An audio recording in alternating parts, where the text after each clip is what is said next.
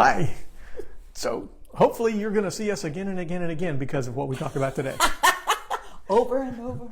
We're talking about the cognitive bias called the frequency illusion. Ah. And it also has a couple other names. It's called the Baader-Meinhof phenomenon. Oh, yeah, I remember that one. Or frequency bias, which it is a bias.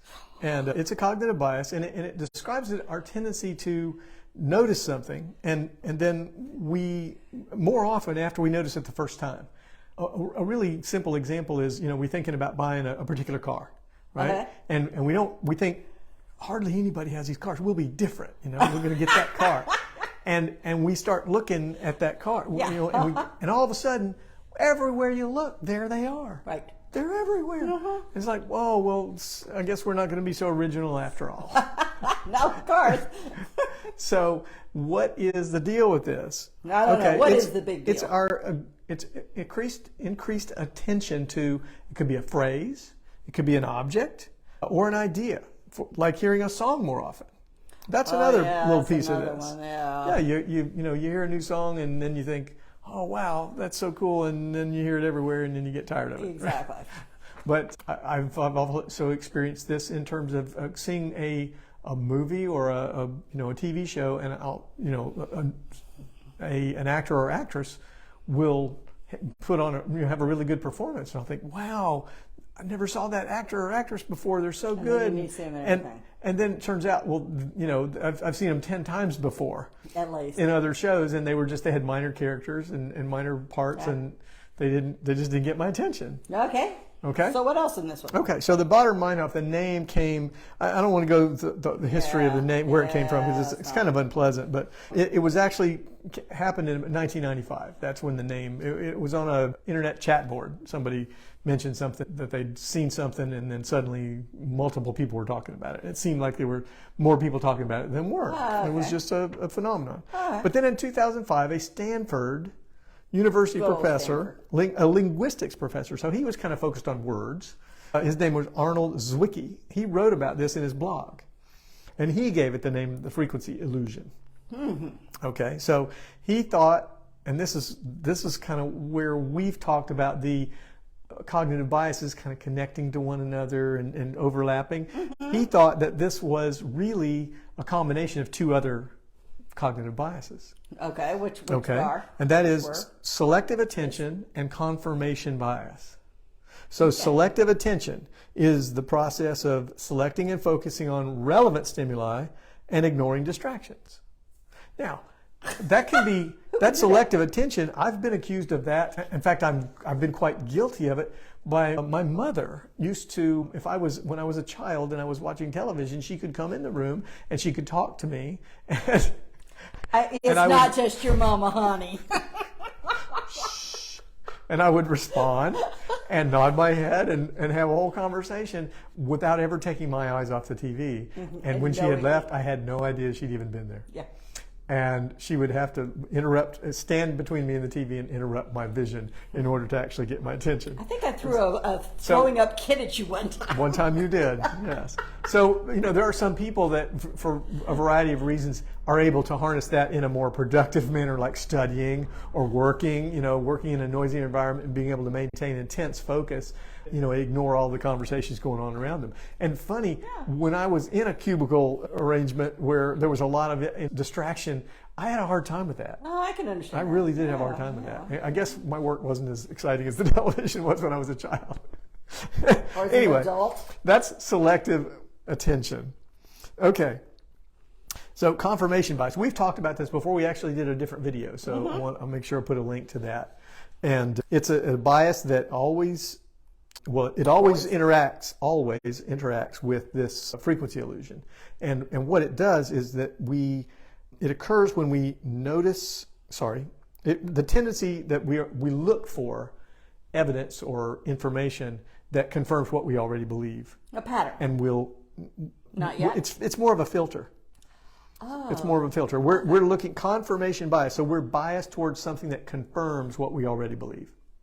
Oh, I got it. Okay. I always want that answer that I already know of. And oftentimes we'll sort of just overlook things that don't agree with what we like, what we believe, as if they're not there. Yeah, we've known a couple people like that, haven't we? We're all like that. This is a built-in bias. Okay, and then one third one that's very, very closely related is recency illusion. And that's the idea that, or the bias that when we do notice something fairly recently, that we tend to think that it only came into existence recently. I'm going to use that same example of the actor or actress. You know, like oh my gosh, this must be their first movie or first thing, and wow, they're going to be a star. And it turns out they've been a star for about 10 years, and I just didn't know who they were. Or something like that, right? But that's the recency illusion. So so how this gets used, and it's fairly harmless, and I want to say fairly benign in terms of being used. Marketing. Okay. Think about, you know, when a new product comes out and a company that has a big marketing budget wants to let you know about it. Oh my God! There's quite a few commercials. Okay.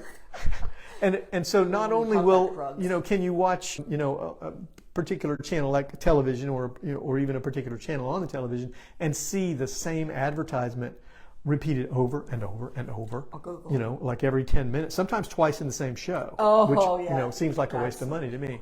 But so that kind of repetition, that frequency, but also, especially now that we have the social media and the internet, there are multiple channels to go to in terms of different social media platforms and different modalities. There's social, so if they can get people talking about the product and commenting, you know, in social feeds, then you get some social proof, and you can show up in different ways with pictures and videos and a lot of different formats, so that it gives the appearance that this thing is everywhere.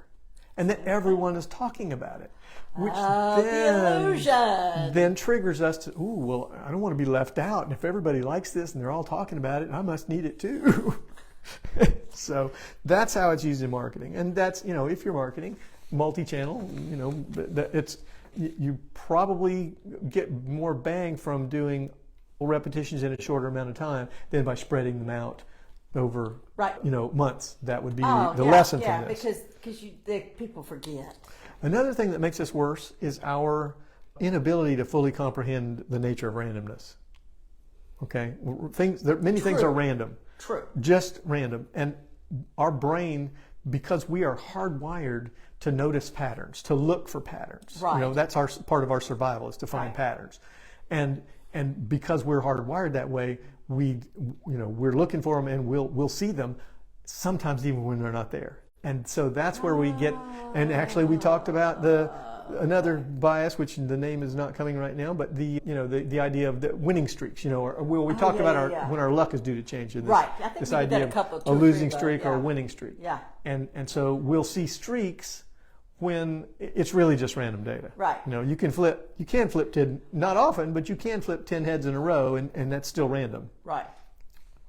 Okay, on a coin. So because you're not guaranteed that number 11 is going to be head 10. Our pattern spotting ability, this hardwire, is very helpful for learning. Right. We make associations and we see patterns, and it's great for learning. But it can also cause us to come to false conclusions, see patterns by seeing patterns when they're not really there. Well, and it also doesn't. Or to assign greater importance to a very minor event. Because of this recency, either the recency illusion or the frequency illusion of, wow, it seems like that's everywhere, when actually, no, nothing's changed. Okay. So it's this enhanced perception. So math's not everywhere. What's not everywhere? Nothing. Okay. So it's more effect. The effect is a little bit more pronounced when we have an emotional response or attachment to something. Again, I'll go back to the actor or actress. If we think they're really good looking, you know, we may have that tendency to suddenly notice them everywhere, as opposed to, well, I don't want to pick on anybody, so I won't say another name. Or if I lust after a new car that just happens to be, yes, you might, yes. They're everywhere. It's going to enhance that effect, exactly. So I could be one of the crowd on that one. And this is where it ties into emotional intelligence a little bit, because the first level of emotional intelligence is noticing, or self-awareness, noticing what we're feeling. Okay. So the way that we can't ever do away with this bias, but we can limit it by noticing that knowing that it happens and noticing when we're doing it. Okay, and with that emotional response to something, if we're seeing, wow, I see this everywhere, we can now we can check ourselves. We can ask, well, now is that really a change? True? Yeah. So that's a little bit of emotional intelligence. And then to further develop our emotional intelligence, mindfulness is actually a great place to start, because it's a very simple thing. Number one, it can be very short in duration. Number two, and it allows us to develop our focus in the present, and also noticing what we're experiencing, what we're feeling physically as well as emotions. So be aware. Mindfulness, emotional intelligence, frequency illusion. We've covered a lot of ground. Thanks so much for sticking with us, and we'll see you in another video. Bye.